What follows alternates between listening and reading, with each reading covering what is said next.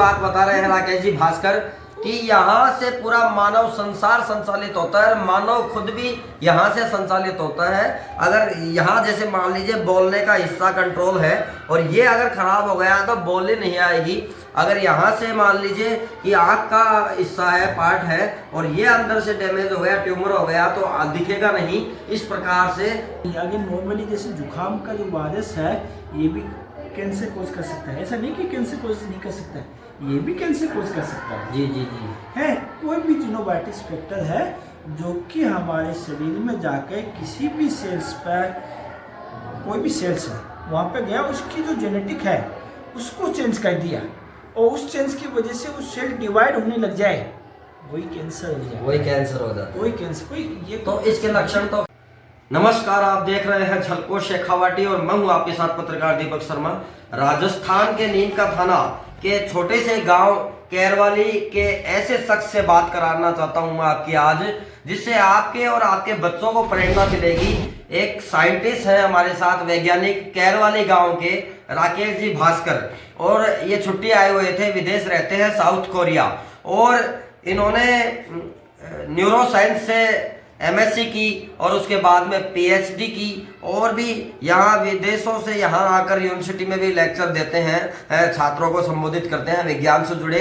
और जो ब्रेन का ट्यूमर है या हार्ट से संबंधित रिसर्च है उनके बारे में विशेष जानकारी कि यहाँ जो ट्यूमर है ब्रेन का उसकी दवा कैसे बनेगी, उसकी दवा का निर्माण कैसे होगा, इस स्तर पर विदेश में रहकर आज भारत के लिए, विदेशों के लिए काम कर रहे हैं। हमारे साथ राकेश जी भास्कर हैं, उनसे बात करेंगे सर और पूरी जानकारी देंगे, जिससे आपके बच्चे भी साइंस में एक नाम कमा सकते हैं, अपने परिवार का, माता पिता का, भारत का नाम रोशन कर सकते हैं। राकेश जी बहुत बहुत स्वागत है आपका झलको शेखावाटी में। ब्रेन के अंदर, ब्रेन में टोटल इसी ब्रेन एरिया आपका, उस ब्रेन एरिया के अंदर जैसे नॉर्मली अभी थोड़ा इंक्रीज हो गया, नॉर्मली हम जैसे मोटा मोटी 50 से 52 एरियाज के अंदर डिवाइड करके रखते हैं। तो हर एक एरिया का अपना पर्टिकुलरली फंक्शन होता है। जैसे हो सकता है कि यहाँ पे ज़्यादा सोचने का है, यहाँ देखने का है, नीचे की साइड के अंदर बैलेंसिंग का होता है, कोई लैंग्वेज का होता है, कोई मेमोराइज का होता है। तो इसीलिए आप देखेंगे बच्चों के अंदर भी कोई बच्चा हो सकता है मैथ में होशियार होगा, कोई बच्चा हो सकता है इंग्लिश में होशियार हो, कोई बच्चा डिफरेंट एरिया में। इसीलिए कहते हैं ना हर एक बच्चे की कैपेसिटी डिफरेंट होती है लेकिन इक्वल होती है। उसके पीछे का रीज़न होता है उसके ब्रेन का कौन सा एरिया कितना ज़्यादा एक्टिव है, तो उसी के हिसाब से हम लोग काम करते हैं। जैसे एपिलेप्सी, बहुत सारी बीमारियाँ से जो फिर एपिलेप्सी, डिमेंशिया, अल्जाइमर, तो उसके अंदर जैसे नॉर्मली जैसे एजिंग से रिलेटेड डिजीज़ होती है, डिमेंशिया है, अल्जाइमर है, और पार्किंसंस डिजीज़ भी है जैसे। तो उसमें क्या है आपका ब्रेन ट्यूमर, इन सब के कोई भी डिजीजेज हो, ब्रेन ट्यूमर, इसमें क्या है ज़्यादातर जो भी हम ड्रग्स लेते हैं उनको दिमाग तक पहुँचने में काफ़ी टाइम लग जाता है। तो वो टाइम ज़्यादा लग रहा है और उनकी एफिशिएंसी क्या दिमाग से ज़्यादा बाकी दूसरे ऑर्गन पर साइड इफेक्ट ज़्यादा होता है। तो उस साइड इफेक्ट को या दूसरे बॉडी पार्ट पर कम से कम मिनिमाइज इफेक्ट हो, ब्रेन पे मैक्सिमाइज इफेक्ट हो। उस वजह से हम एक नैनो टेक्नोलॉजी का उपयोग करके, नैनो टेक्नोलॉजी में डिफरेंट वो स्ट्रेटेजी है जिसको नैनो डायरेक्ट डिलीवरी कहा जाता है। उसके थ्रू हम डायरेक्ट ब्रेन के अंदर वो ड्रग पहुँचाना चाह रहे हैं ताकि एक ब्रेन के ऊपर एक पतली सी कवरिंग होती है, वो देखने में पतली है लेकिन वो सबसे यूजफुल होती है। उसमें एक सर्टेन साइज से बड़ा साइज का उसके ब्रेन के अंदर एंटर नहीं कर पाता, उसको कहते हैं ब्लड ब्रेन बैरियर।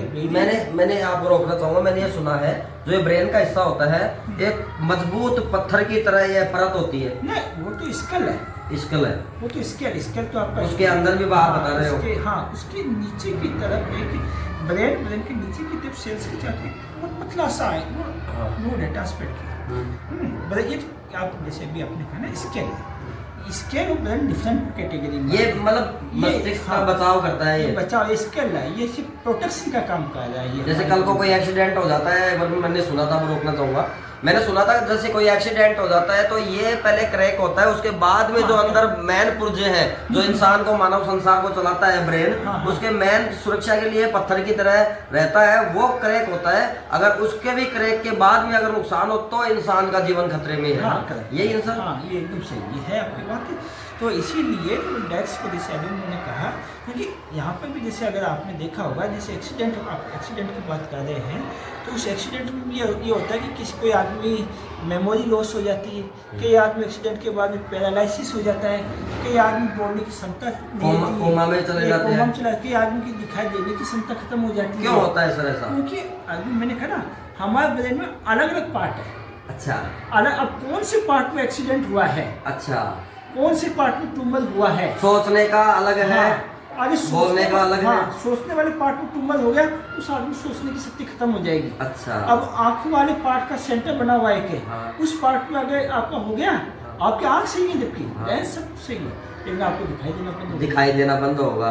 अगर बोलने का है, अगर वो वाले सेंटर एक्सीडेंट से या ट्यूमर की वजह से वो कट कर दिया, ये कर दिया ना, तो आप बोलने की क्षमता खो। कितनी अच्छी बात बता रहे हैं राकेश जी भास्कर कि यहाँ से पूरा मानव संसार संचालित होता है, मानव खुद भी यहाँ से संचालित होता है। अगर यहाँ जैसे मान लीजिए बोलने का हिस्सा कंट्रोल है और ये अगर खराब हो गया तो बोलने नहीं आएगी।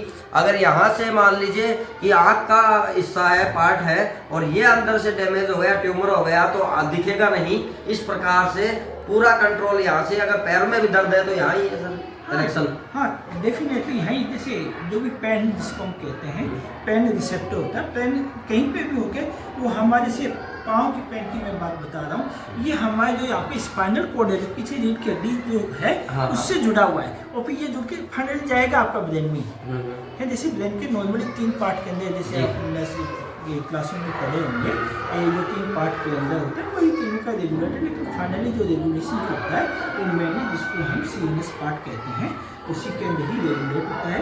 वो जितने भी आपके जो फंक्शन जितने भी हैं वो डायरेक्ट इनडायरेक्ट रूप से आपके ब्रेन पर ही डिपेंड होते हैं।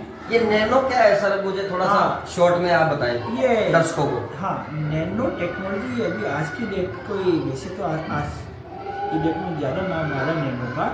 नैनो एक ऐसी टेक्नोलॉजी है जो कि हमें नूर आंखों से दिखाई नहीं देती है। अच्छा। ऐसे मॉलिक्यूल हैं जो कि नैनो साइज, नॉर्मली जो नैनो साइज के मॉलिक्यूल की हो, 100 नैनोमीटर, नॉर्मली जैसे माइक्रोमीटर होते हैं, जैसे ये स्केल है, इसका आप नॉर्मली मोबाइल 6 इंच के आसपास के होते हैं। अब इसका भी देखो माइक्रोमीटर में भी आपको दिखाई देना बंद हो जाएगा, अब माइक्रोमीटर से फिर नैनोमीटर के अंदर। अच्छा, मतलब एकदम सूक्ष्म है जो इंसान की आंखों से दिखाई नहीं देता। हाँ, मतलब नॉर्मल माइक्रोस्कोप से भी आपको दिखाई नहीं देगा। तो वो किसी उपकरण से अंदर, उपकरण से नहीं, उसमें डालते हैं। उसमें हम लोग क्या करते हैं, पहले जो डिफरेंट जो केमिकल होते हैं, केमिकल कहूँगा मैं, केमिकल होते हैं जो उनको हम नैनो पार्टिकल में बनाते हैं। केमिकल को इतना तोड़ के हम, अलग अलग मेथड है, उसको तोड़ के नैनो में कन्वर्ट कर लेते हैं जी। उस नैनो में जो आपने डेड मॉलिक्यूल जो लिया है, उसको भी हम नैनो के अंदर बना देते हैं। और फिर नैनो में क्या, जैसे मैंने कहा कि लेयर बनी होती है जी, उस लेयर के अंदर क्या होता है, वो बड़ा साइज हो वो तो नहीं जा पाता है, लेकिन जो नैनो साइज है वो उस जो ये लेयर जो आपकी जो बनाई है, जैसे इस प्रकार की जो लेयर है, उस लेयर के अंदर वो इजीली इंटरप्रेट हो जाएगा। तो इसीलिए और वो कोशिका तक पहुंचेगी वो दवा नैनो के माध्यम से। तो मेन जो टारगेट है, जो कोशिका टारगेट है, ट्यूमर है, जो कोई भी ऑर्गन टारगेट है, वहाँ तक इजीली पहुँच जाएगी और वो काम करना शुरू कर देगी। अभी जैसे बहुत सारे काम चल रहे हैं, अभी जो भी कॉस्टली दवाइयाँ होती हैं वो आने वाले समय में, चाहे 1 साल 2 साल 5 साल बाद में आप देखोगे हर एक इंसान की अपनी इंडिविजुअल दवाइयाँ होंगी। आपकी दवाइयाँ अलग होंगी, इनकी दवाइयाँ अलग होंगी, इनकी जैसे जिस प्रकार से टेलर के पास में हम लोग जाते हैं सूट सिलवाने के लिए, वैसे ही हम मेडिसिन के पास में जाएंगे। हम ये बीमार होगी, वो टाइप जो भी लिखेगा आपको नैनो से या उस प्रकार से, जिसको कहते हैं पर्सनलाइज्ड नैनो मेडिसिन। अच्छा, नैनो टेक्नोलॉजी के माध्यम से हर इंसान की दवा अलग अलग होगी, उसके पूरे बॉडी पार्ट को पहचान कर और इजीली इंटरप्रेट, मतलब अंदर बॉडी के अंदर इंसान जो भी टारगेट ऑर्गन हो, कोई भी हो, चाहे वो ब्रेन का हो, लीवर का हो, कार्डियक का हो, कोई भी ऑर्गन हो, वहाँ पे पर्टिकुलर जाके वो फंक्शन करेगा। सर पूरे संसार में ब्रेन ट्यूमर सबसे घातक है बाकी ट्यूमर से, ये क्यों होता है और इसको कैसे कंट्रोल किया जा सकता है, लक्षण क्या है, मिटाया कैसे जा सकता है, किस हद तक? देखो, कैंसर कोई भी हो, इसके मैं तो इतना परफेक्ट नहीं कह सकता, क्योंकि इसके हजारों रीजन है, हजारों रीजन कारण है। हजारों रीजन कारण। जी जी। उसका परफेक्ट रीज़न तो अभी तक नोन नहीं है। आप लाइफ स्टाइल मॉडिफिकेशन से भी होता है, और जैसे एनवायरमेंटल जो एक्सपोजर कहते हैं, जिसको केमिकल एक्सपोजर होगा, अननेसेसरी ड्रग्स हो गए, कोई भी जिसको हम एक टर्म नाम देते हैं जीनोबायोटिक बिल्कुल है। जीनोबायोटिक मीन्स जो हमारी बॉडी को सूटेबल नहीं है, जो बाहर से जो अंदर की तरफ जो आ रहा है, वो भी एक कैंसर कॉज करती है। अब आप बिलीव करेंगे कि वही नहीं, अगर नॉर्मली जैसे जुकाम का जो वायरस है, ये भी कैंसर कॉज कर सकता है। ऐसा नहीं कि कैंसर कॉज नहीं कर सकता है, ये भी कैंसर कॉज कर सकता है। जी जी जी है, कोई भी जीनोबायोटिक फैक्टर है जो कि हमारे शरीर में जाकर किसी भी सेल्स पर, कोई भी सेल्स है वहाँ पे गया, उसकी जो जेनेटिक है उसको चेंज कर दिया, और उस चेंज की वजह से उस सेल डिवाइड होने लग जाए, वही कैंसर हो जाए, वही कैंसर हो जाता है। वही कैंसर। कोई ये तो इसके लक्षण तो खैर सब जानते होंगे, लेकिन ब्रेन ट्यूमर क्या है कि देश की हस्तियों में, पूरे विश्व में करोड़पति जो बड़ी बड़ी हस्तियां हैं, जिनके मिलियन फॉलोअर हैं, जो क्रिकेटर हैं या और भी हैं, उनके भी ब्रेन कैंसर हो जाता है। तो सर ये पहले तो बालों को कटवाते हैं, वो तो एक वो तो जिसको हम कहते हैं रेडियोथेरेपी कहते हैं। अच्छा, रेडियोथेरेपी के कारण बालों को कटवाते हैं। बालों को कटवाते हैं, जिससे सेम चीज, जैसे अभी आपको देख रहे रेडियोथेरेपी, अब आने वाले समय 5 या 6 साल बाद में आप देखिए रेडियोथेरेपी चला जाएगा, उसकी जगह ले लेगा आपका nano base direction. Nano base आपको वो मिलेंगे, डाइस लेंगे, नैनो बेस का वो डाल देंगे। तो सर तो उस वजह से क्या ब्रेन ट्यूमर समाप्त किया जा सकता है, मिटाया जा सकता है दवा के, नैनो टेक्नोलॉजी के माध्यम से? अभी कुछ रिपोर्ट आ रही है कि खत्म किया जा सकता है, लेकिन यहाँ पे प्रॉब्लम ये है कि ट्यूमर को खत्म करना है। जैसे ये ट्यूमर है, एक ट्यूमर बन गया, अब इसको धीरे धीरे धीरे धीरे करके खत्म करना, ये अभी भी टफ काम है, क्योंकि कोई भी दवाई यहाँ तक जानी चाहिए ना, वो ब्रेन का काम रहेगा मुख्य। हाँ, अब वो दवाई यहाँ तक नहीं जाए, वो दवाई ऐसी जानी चाहिए कि जो यहीं पे ही काम करे। अब हमने सपोज करिए ब्रेन सेल, हमने क्या किया कि हम ब्रेन सेल को किल करने का काम किया, हम चाहते हैं कि किल यही हो, बाकी ना हो। बिल्कुल बिल्कुल।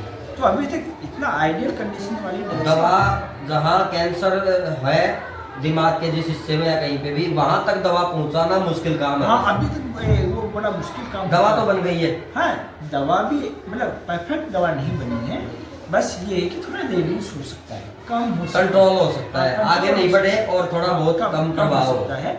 हालांकि कुछ वैक्सीन भी बनी है जो कि एनिमल के अंदर, अभी एनिमल स्टडी चल रहा है, एनिमल के अंदर अभी सक्सेस रेट भी काफ़ी ज़्यादा है 1-2 वैक्सीन की। तो इस नैनो बेस की कोई सर साउंड थेरेपी भी आती है क्या आपके नज़र से? जैसे आध्यात्मिक मंत्र ध्वनि है, या आपके कोई साउंड थेरेपी आती हो जिससे उसको थोड़ा बहुत जागृत किया जा सके शहर को? हाँ, साउंड थेरेपी ही बोला जाता है उसको, सोनिकेशन कहते हैं, है अल्ट्रासाउंड बेस्ड थेरेपी होता है। वो भी जैसे अभी आपने ये बोला मेरे को, ये मैं आपको बता देता हूँ, मैं कैंसर के अंदर अल्ट्रासाउंड हो या फिर कैंसर ना हो, उसका भी एक, जैसे अभी लास्ट ईयर सर 2-3 साल एग्जैक्ट याद नहीं आ रहा साइंटिस्ट का नाम, उनको इसी चीज़ पे मिला था कि हमें हफ्ते में 1 दिन फास्ट रखना चाहिए, 1 दिन या 2 दिन फास्ट रखना चाहिए, या फिर खाना कम खाना चाहिए जी, क्योंकि वो उन साइंटिस्ट ने बताया था। हाँ, उस साइंटिस्ट ने बताया था कि जितना ज़्यादा कैंसर सेल ऐसा है वो ग्लूकोज ज़्यादा लेता है। अगर आप ग्लूकोज ही नहीं लोगे, भूखे ही रहोगे ना, तो वो ऑटोमेटिकली धीरे धीरे ग्रोथ कम करना स्टार्ट कर देगा। जैसे वही बात है कि हम जितना ज़्यादा खाना खाएंगे उतनी ज़्यादा मोटे ही हैं, हम खाना कम खाएंगे मोटापा ही कम होगा।